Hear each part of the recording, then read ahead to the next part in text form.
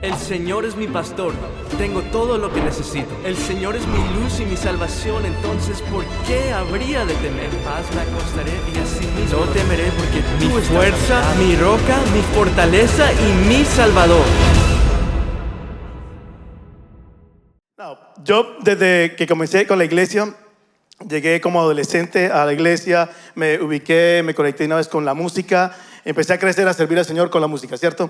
Llegué allá, yo recuerdo en el tiempo de las vigilias y los servicios y todo, y rápidamente David se convirtió en un héroe para mí, para nosotros, porque estamos en esto de la adoración. Tremenda historia, tremendo hombre de Dios. Lo llamaban, él tocaba su instrumento, su arpa, dice la iglesia, la palabra de Dios, y las personas eran sanadas emocionalmente, por ejemplo. El rey de Israel lo llamaba, y ¿sabe qué? De él hablaban eso. El consejero real. Mira, sabes que yo conozco al rey, a un muchacho, buen mozo, el Señor está con él, toca, es talentoso, lo que sea, y lo llamaban. Entonces, para nosotros era like, Señor, úsanos, ¿cierto? Tocando allá y sana, Señor, mientras estamos tocando, porque eso es lo que hace la palabra de Dios. Cuando leemos la palabra de Dios nos inspira, nos reta, nos muestra, sino cosas que nosotros no entendemos, no conocemos. Estoy hablando hace 30 años y todo, un muchachito allá en la iglesia. Esto nos retó. De hecho, David es un hombre, un guerrero único, un gran general, un estratega militar. Las batallas que peleaba, las ganaba en el libro del primer libro y el segundo libro de Samuel, que es lo que vamos a estar estudiando nosotros durante este mes de julio en la vida de David.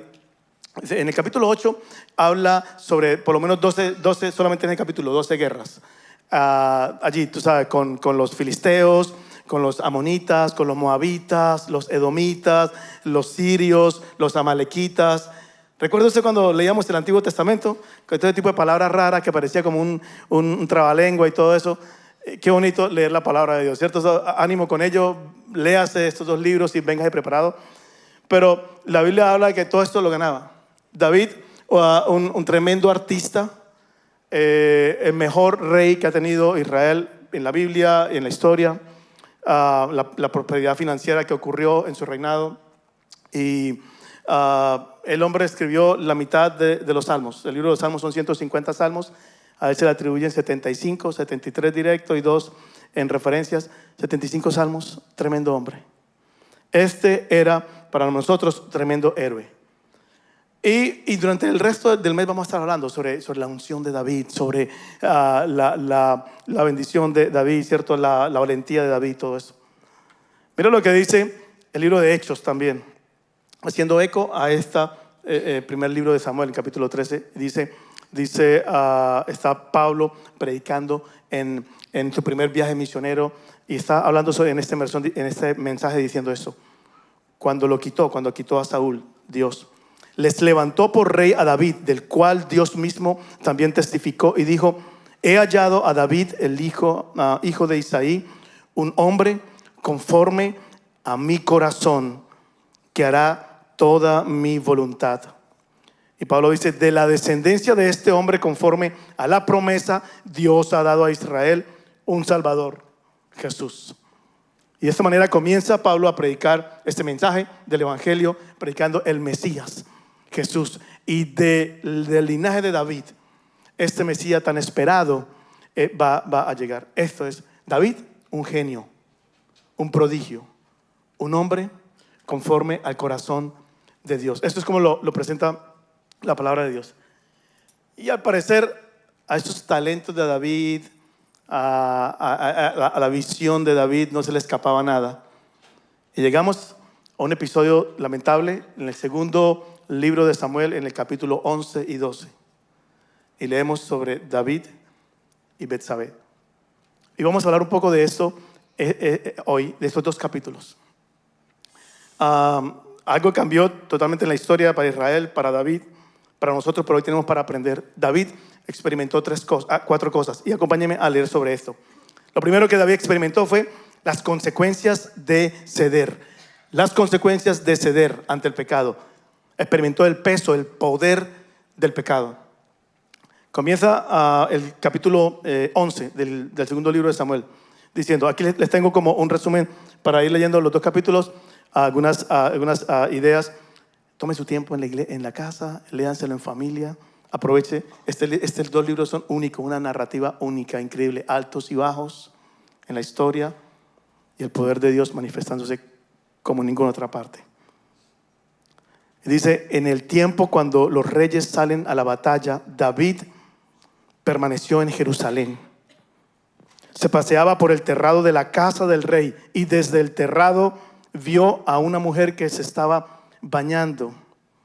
Mandó a preguntar acerca de aquella mujer, envió mensajeros y la tomaron, y cuando ella vino a él durmió con ella. Betsabé, termina el versículo 5 diciendo, Betsabé envió aviso a David diciéndole, estoy encinta. Ese es el rey Israel, está casado. Betsabé está casada también, aparte. Y empieza este desastre en la vida de un hombre con una unción única de Dios. Escúcheme.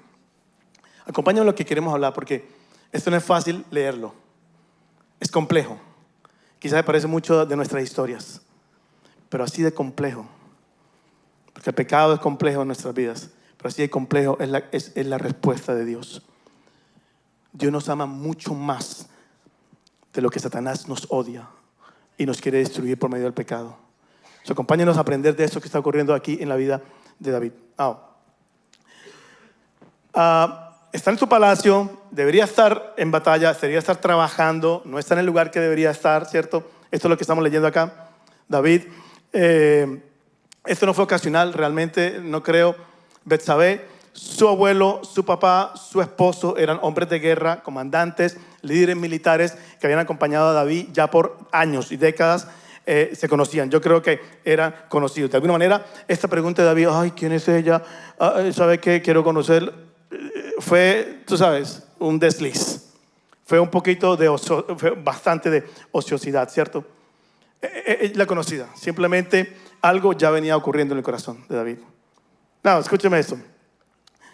Aquí en esta historia, en esta parte, en estos primeros versículos, nosotros vamos a hablar y podemos identificar abuso de poder de parte de David, a lo que nos lleva al pecado. Nosotros tenemos esa propensidad, nosotros. Habla de un abuso o una trauma sexual que sufrió Betsabé. Habla de una actitud que deberíamos reconsiderar al respecto, una actitud con respecto a la prudencia o respecto a la desnudez, por ejemplo. Yo creo que necesitamos entender nosotros a veces cierta obscenidad en las artes visuales, o en la literatura, o en la música, o en las líricas, qué sé yo, que puede dañar el alma. No podemos ignorar esto. Escúcheme, estamos leyendo con mucho respeto, con mucho temor, la vida de un hombre que Dios utilizó como único, de lo que se habla en casi toda la Biblia, ¿cierto? Y por allí cayó y cogió. Por supuesto, estos primeros versículos nos está hablando a nosotros de la sexualidad y del carácter del creyente. Y quizás ya tomamos el mes anterior en nuestra serie de mensajes hablando un poco al respecto. Esta es la verdad. Los peligros de la complacencia nos pueden llevar a heridas, hábitos, inseguridades, nos pueden llevar a la lujuria, nos pueden llevar al adulterio, nos pueden llevar al asesinato, tan serio como esto. Y la idea es que prestemos atención a ello. De hecho, hubo más daño colateral. La historia no termina acá. Siguiente versículo del versículo 6 al 26. Resumen de esto sería: y dijo David a Urías, el esposo de Betsabé, desciende a tu casa. Urías le responde, ¿he de ir yo a mi casa para comer, beber y acostarme con mi mujer? Esto es lo que pasa. Una vez que está el problema del embarazo, entonces David viene con sus soluciones y viene a arreglarlo de esta manera. ¿Qué es lo que hace? Manda a traer a Urías, que está trabajando en el campo de batalla. 2 veces lo trae al palacio, 2 veces lo manda a su casa para que esté en su casa y después se pueda camuflar todo esto. Las 2 veces Urías se rechaza hacer esto por la integridad. Estamos trabajando, ¿cómo se le ocurre? Estamos en pleno, yo no voy a hacer esto. La integridad de Urías acaba, casi que aplasta con la ceguedad. David estaba, como decíamos nosotros unos años atrás, estaba descarriado.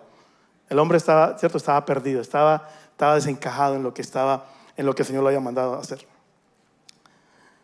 Y la verdad es esta, que la caída viene cuando nosotros encaramos nuestras luchas lejos de Dios.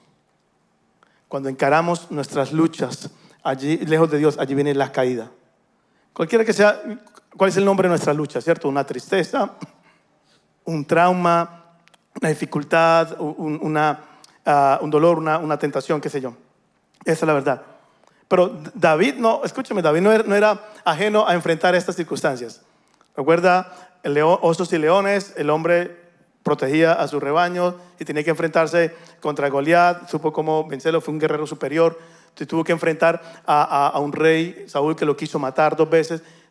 Fue respetuoso, supo cómo hacerlo. Pero cuando se tuvo que enfrentar con este gigante de Betsabé y lo que representaba para él en su vida, fue un terrible, terrible pecador. Es lo que la Biblia nos describe a todos nosotros. Cuando fui a estudiar en Colombia, cuando fui a estudiar la universidad, la estudié en una ciudad fuera de mi ciudad natal. Por ahí yo creo que fue como el 4º semestre.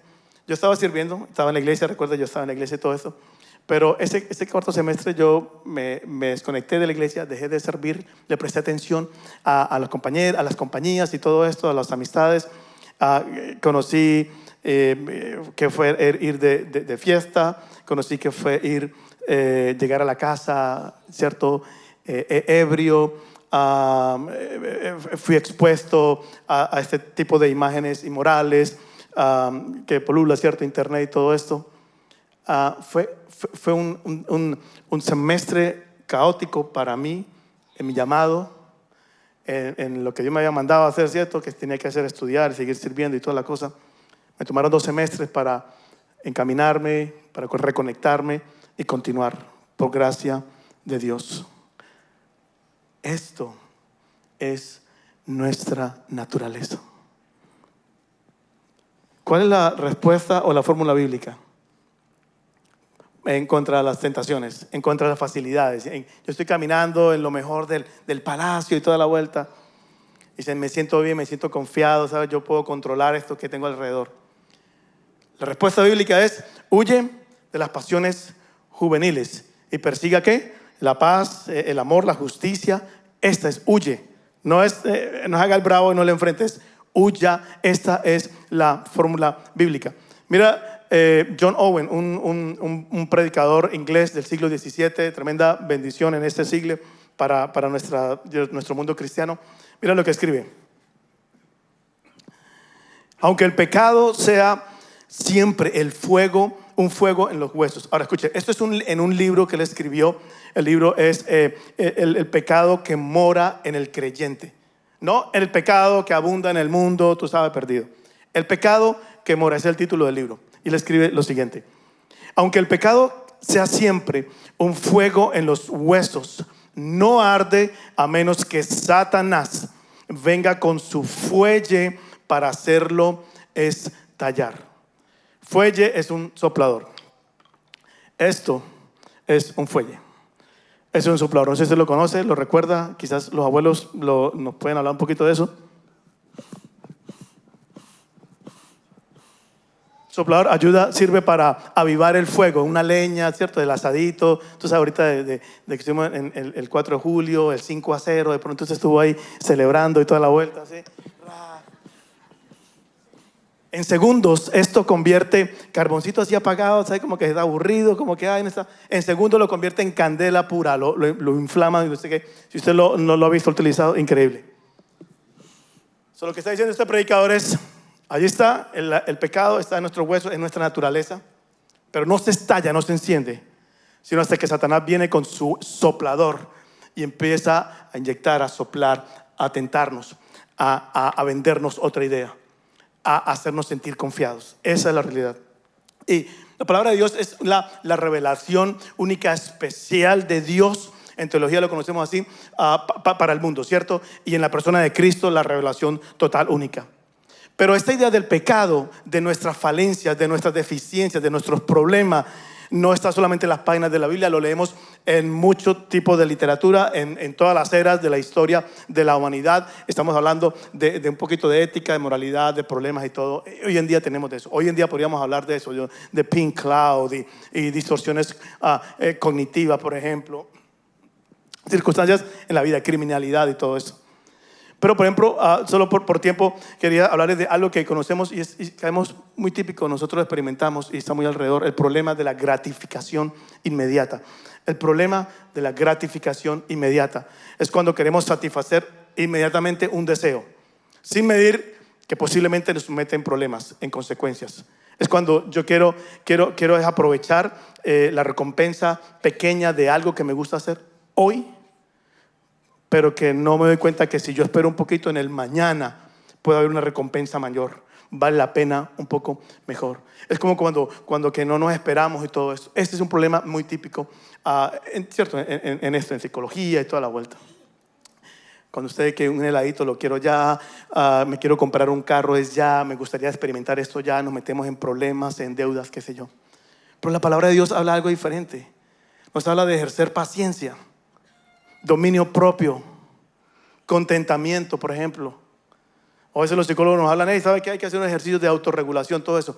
¿Por qué? Por este tipo de problemas. Son nuestras deficiencias, las encontramos en el día a día, con diferentes cantidades de nombres, iglesias, amigos. Esta es una realidad. ¿Sabe qué?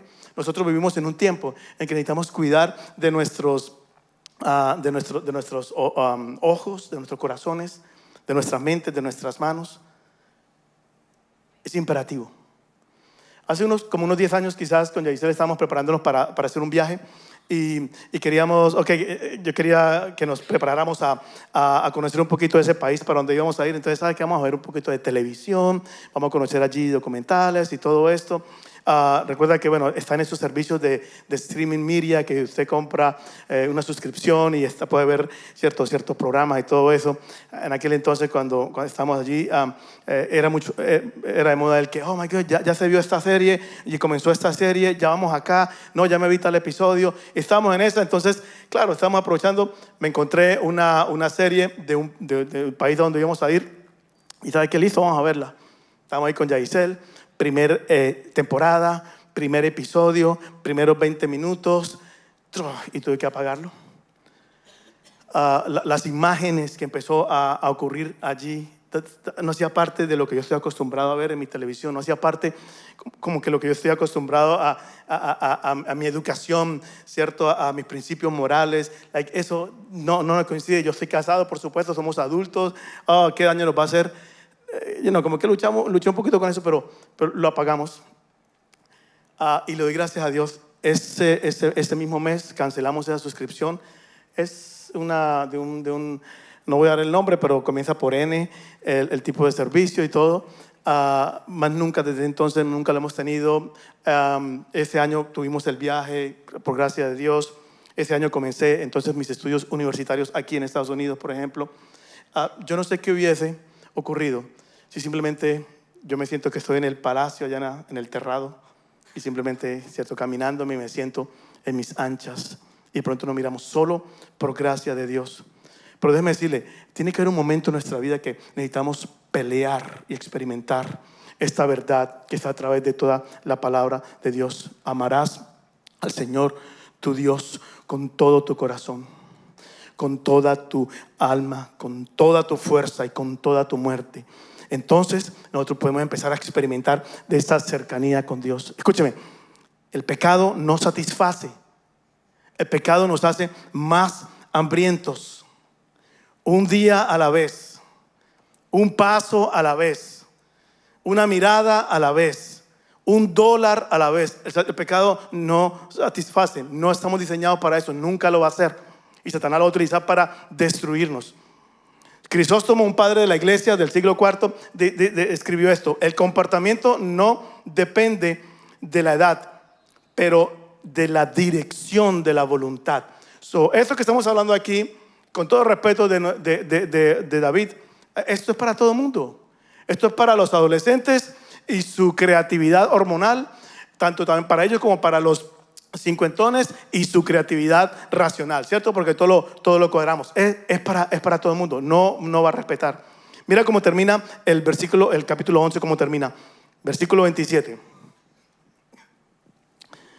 Cuando pasó de luto, David, el luto de la muerte, del fallecimiento de Urías, o el asesinato de Urías, David mandó a traer a casa a Betsabé, y ella fue su mujer y dio a luz un hijo.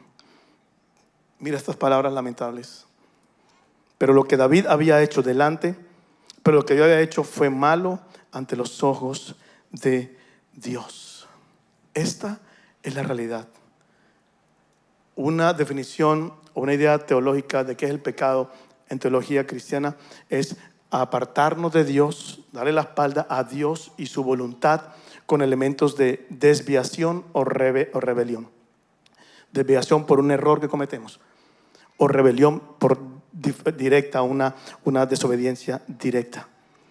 La verdad es esta: el pecado, las tentaciones se sienten bien. Eso se va a sentir bien, la verdad es que sí, como que va a avivar algo. Oh, yo me merezco esto, yo nací para esto, ¿cierto? Y quizás para este calorcito de verano se va a sentir también mejor también. Eso se va a sentir. Y escúcheme esto: la tentación va a estar allí, nosotros no podemos controlarla. Una primera mirada no se controla, ocurrió, vino, lo que sea. Es lo que viene, es las réplicas, es la segunda, la tercera y todo ello. Esto, iglesia, nosotros la verdad necesitamos reconocer esto en nuestra vida, identificarlo. La verdad es que necesitamos a Cristo Jesús en nuestra vida. La segunda cosa que experimentó David fue el poder del arrepentimiento. Capítulo 12. El poder del arrepentimiento. Esto es lo que sucede en este capítulo 12. Dios manda a un profeta, Natán. Natán es un profeta, consejero real, amigo de David en ese entonces. Y esto es lo que ocurre. Comienza el primer versículo. El Señor envió a Natán a David. Y Natán vino a él y le dijo: hey David, había dos hombres en una ciudad, el uno rico, el otro pobre. Y comienza a echarle esta historia. El hombre rico tenía una corderita que la amaba mucho, la cuidaba, la tenía, la consentía mucho.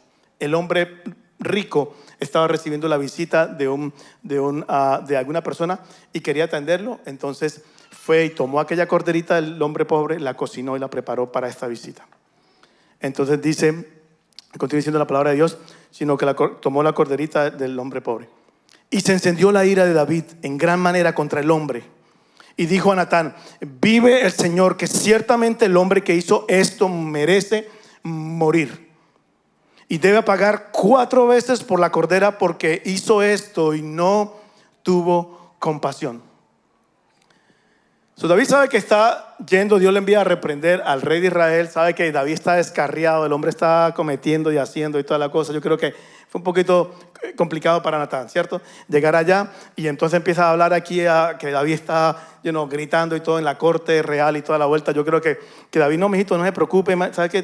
Tráigale un té de manzanilla para que aquí el hombre se calme. Siéntese, sí, 4 o 5 veces, lo que sea. Vamos a comer, eso lo arreglamos ahorita, no se preocupe, respire 2, 3, ¿cierto? Profundo. Tráigale un arpa para que David empiece a tocar ahorita aquí, de pronto se apacigue, lo que sea. Yo creo que Natán pensó: ¿sabe qué? Le voy a dejar el número de teléfono. David, mira, por si acaso, hermano, usted, si le recuerda parecida esta historia, de pronto me deja saber, me llama, conversamos, necesita un consejo, hablamos de eso. Natán tuvo esa opción para evitar problemas, o tuvo la opción de llegar con la autoridad de la palabra de Dios y decirle a David lo que Dios le había mandado a decir: tú eres aquel hombre. Ata Haish. Tú eres ese hombre, David. Y viene el peso de la palabra de Dios. Pero no se pierda de esto. Es del amor de Dios. Y empieza a decirle: yo te ungí rey sobre Israel, porque has despreciado la palabra del Señor, haciendo lo malo delante de tus ojos. Ahora pues la espada nunca se apartará de tu casa, David, porque por eso de tu misma casa levantaré el mal contra ti. En verdad tú lo hiciste en secreto, pero yo haré esto delante de todo Israel, a plena luz del sol. Esto es lo que pasó. Después, David venía tremenda héroe, recuerda, la altura, el clímax de su vida. Después de este suceso empieza a declinar, aunque reinó muchos más años también. Sus hijos se levantaron en tremenda inmoralidad sexual. Quisieron matarlo a David, quisieron destronarlo. Sus tres de sus hijos varones murieron muertes violentas. Fue un caos. Pero allí estaba Dios enviando. Y sabe que esto también nos habla de cuánto necesitamos rodearnos de hombres, de mujeres, que nos hablen, que nos ayuden a rendir cuentas. Natanes, mujeres, ¿sabe? Abuelas, madres, hermanas, esposas, hijas, amigas. Háganse las de Natán. Acérquense, hablen con los hombres alrededor de su vida. ¿Sabe? Traen una palabra, ayúdenos a hablar, a tener en cuenta, a considerar los pasos, las miradas, las decisiones que estamos tomando. Yo recuerdo, Yaisel ha tomado algunos pasos así como medio raros en algunas ocasiones, ¿sabe? Como cuando hay así algo confuso, como que una filistea por ahí, tú sabes, alrededor y toda la cosa. ¿Sabe? Cuando empieza a soplar, Satanás y toda la vuelta, se enciende ahí. Y sutilmente agarra, tú sabes, y sutilmente una mirada, un gesto de parte de ella lo recibo. O como que se me enciende, como que se me monta un poquito un don de interpretación, como que ya sé qué es lo que me está hablando, ya, ¿cierto? Es administradora, o le gusta organizar las cosas. Lo que ella me está queriendo decir es, a ver, tengan mucho cuidado cómo están dando. Porque nosotros no tenemos plata ahorita para comprarle una dentadura nueva. Así que, cuidado, mijito, ¿dónde está mirando? Cuidado donde que usted se deja. Escúcheme, nuestros hijos, nuestros amigos, necesitamos hablar de esto. Necesitamos a alguien que nos ayude a rendir cuentas. ¿Por qué? Porque cada vez la media, los servicios de streaming media o lo que sea, o el lenguaje, nos está apartando más y separando más de la verdad de Dios y nos manda en la oscuridad. Cada vez más nosotros, ¿sabe qué? Estamos entrenando nuestros corazones a ocultarnos, a separarnos de Dios, a no dejarnos sanar, a no experimentar el arrepentimiento. ¿Sabe qué? Esta es una verdad de Dios. El versículo 13, David dice a Natán: he pecado contra el Señor. Termina reconociendo esta verdad: yo pequé. Luego encontramos en la Biblia salmos penitenciales. El 31, Salmo 31 y el Salmo 50, el 32 y el Salmo 51. Son dos salmos que David escribe a raíz de este suceso que estamos leyendo. Tómelo para leerlo esta semana en casa. Hoy lo vamos a leer de todos modos. Pero escúcheme, esta es una realidad. David no era una persona malvada, pero se dio cuenta, y nosotros nos damos cuenta, nosotros. Quizás no somos malvados, perversos, pero somos capaces de. Y si se da cuenta, cada vez las soluciones que estaba implementando David estaban destruyendo esto. Mira esto, el arrepentimiento tiene que ver más con revaluar que con devaluar. Pero a veces nosotros no lo entendemos así. El arrepentimiento tiene que ver más con sanar que con herir. El arrepentimiento tiene más que ver con apreciar que con depreciar. Dios nos va a restaurar por medio del arrepentimiento. Si Dios no viene y no dice esas palabras, Ata Haish, usted es ese hombre. ¿A dónde hubiera terminado David? ¿A dónde todavía estaremos leyendo todavía de David? Esa es nuestra historia. La verdad es que Dios viene a acercarse a nosotros, a prestarnos una solución para sanarnos. Y David lo escribe de esa manera: mientras callé mi pecado, mis huesos se envejecieron, mi cuerpo se consumió de dolor todo el día. Salmo 32. Mateo 5, la mensaje de las bienaventuranzas dice: bienaventurados los que lloran. ¿Por qué? Porque serán consolados, ¿cierto? En Zacarías 1, esto es lo que dice Dios: vuélvanse a mí y yo me volveré a ustedes. Este es el mensaje que nosotros no escuchamos. El mensaje que no como arrepiente, no se confiese, no diga esto, sabe que siga con sus soluciones, que usted la va a arreglar. Nunca. Es más, a nosotros nos beneficia, iglesia, amigos, nos beneficia un lenguaje de quebrantamiento, de lamento, de espera. Y déjeme decirle, este lenguaje es un lenguaje en desuso.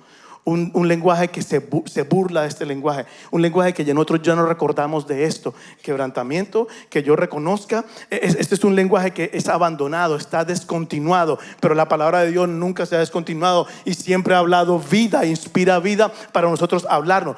¿Cuándo fue la última vez que nosotros escuchamos, que usted escuchó, pensó y practicó sobre la contrición?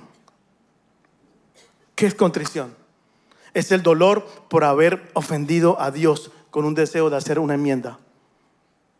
Eso es un lenguaje de quebrantamiento. Atrición es algo similar. Es quiero arrepentirme del pecado, pero por temor al castigo, no por temor a que yo amo a Dios realmente. Le falla a Dios. Pero al menos es algo que yo estoy practicando. ¿Cuándo fue la última vez que nuestros labios pronunciaron el verbo compungir? Sentir compunción es sentir una pena, un dolor, una vergüenza porque yo hice algo que no debía haber hecho. Tomé algo que no era mío. ¿Cuándo? Cuando se borra y se ignora estos lenguajes, entonces nosotros empezamos a ver las noticias de masas de gente yendo a almacenes a destruirlos y a robarlos y a sacar. ¿Por qué? Porque se quiebra algo que Dios ha diseñado para nosotros.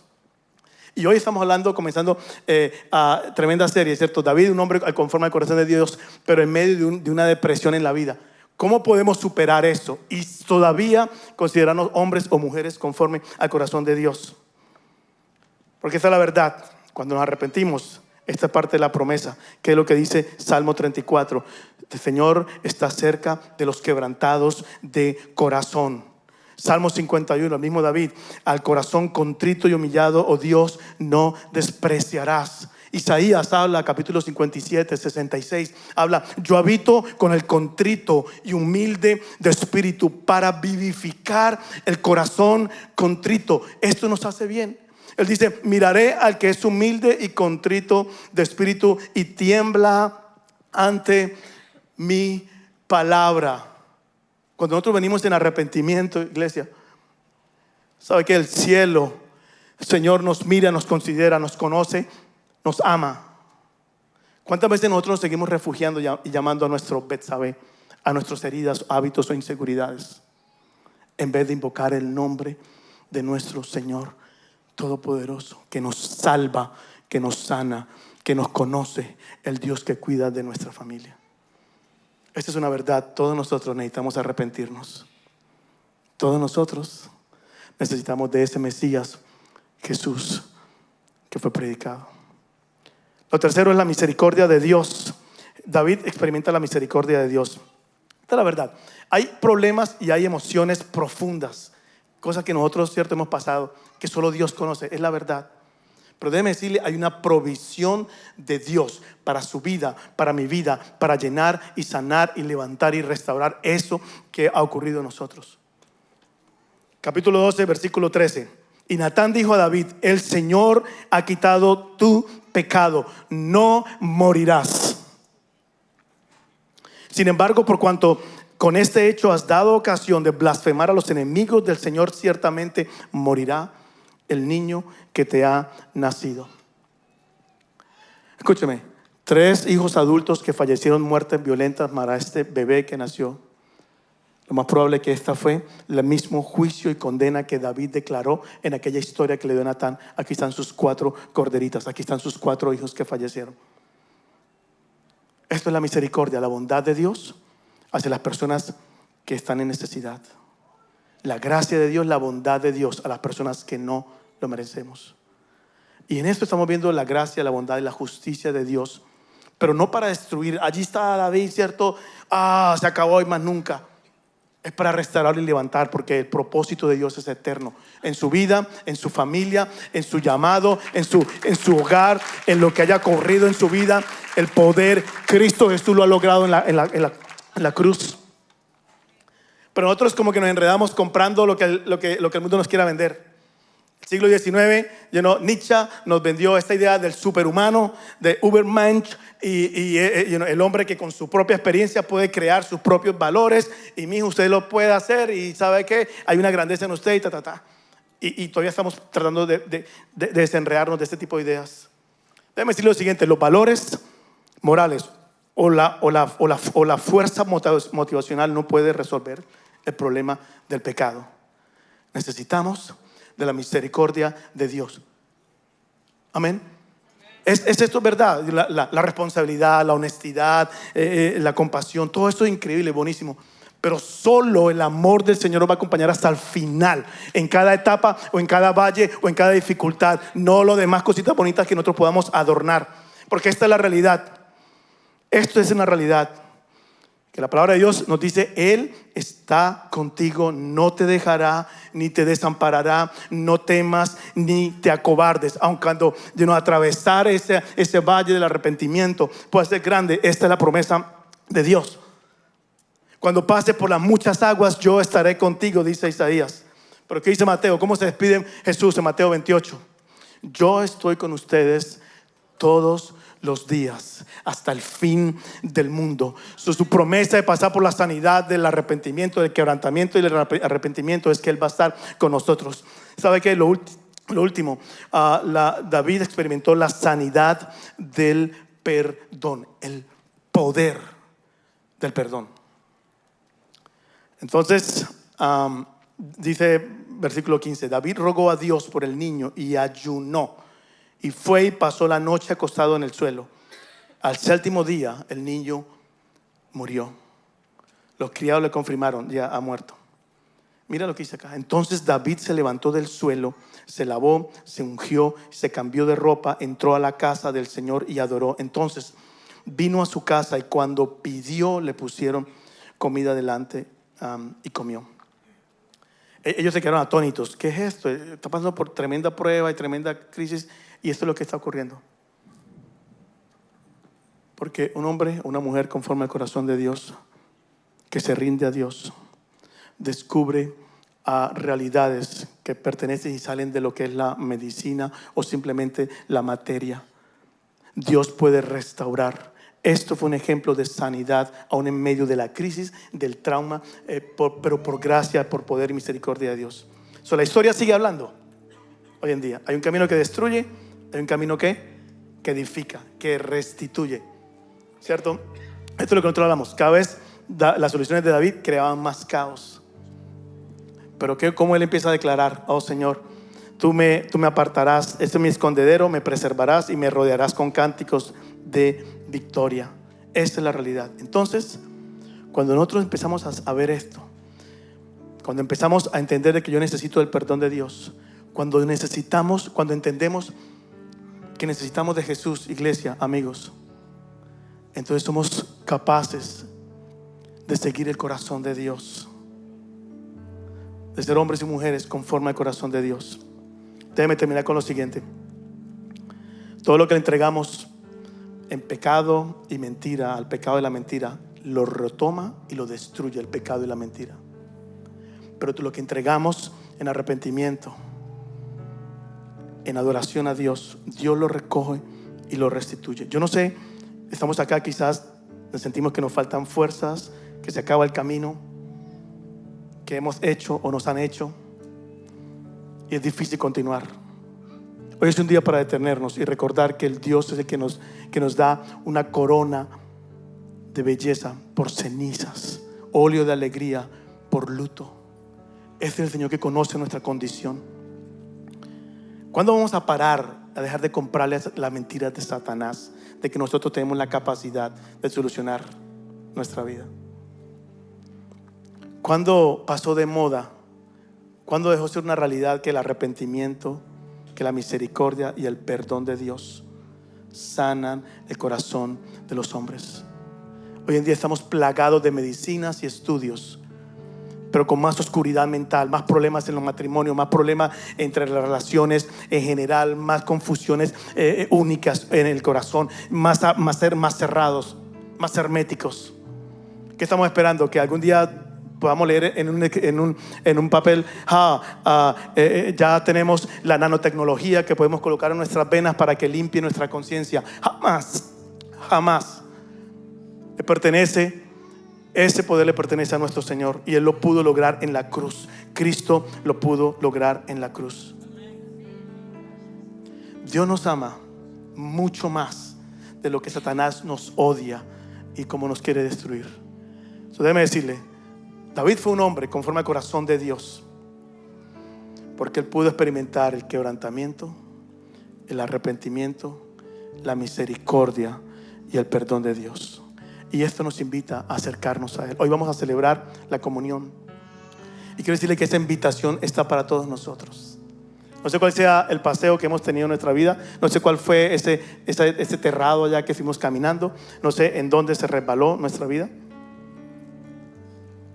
Pero hoy es un día de salvación, cuando nos rendimos en arrepentimiento, en la misericordia del Señor. ¿Por qué no se pone en pie? Vamos a colocarnos en pie. Quiero invitarles a que vamos a leer juntos esta porción bíblica. Como les decía, el Salmo 51 es una reflexión de David. Y mientras nos preparamos para un tiempo de comunión, esta mesa está disponible para todos nosotros. Quiero invitarle a que hagamos de este salmo una oración. Y vamos a llegar a este tiempo de comunión y vamos a leer juntos. Acompáñenme y juntos leemos lo que dice la palabra de Dios. Salmo 51. Hágalo una oración mientras nos acercamos a un tiempo de comunión, a la mesa del Señor. Ten misericordia de mí, oh Dios, debido a tu amor inagotable. A causa de tu gran compasión, borra la mancha de mis pecados. Lávame de la culpa hasta que quede limpio y purifícame de mis pecados. Pues reconozco mis rebeliones. Día y noche me persiguen. Señor, contra ti y solo contra ti he pecado. He hecho lo que es malo ante tus ojos. Quedará demostrado que tienes la razón en lo que dices y que tu juicio nunca es justo, y que tu juicio contra mí es justo, pues soy pecador de nacimiento. Así es, desde el momento en que me concibió mi madre. Pero tú deseas honradez desde el vientre, y aún allí me enseñas sabiduría. Señor, purifícame de mis pecados y quedaré limpio. Lávame y quedaré más blanco que la nieve. Devuélveme la alegría.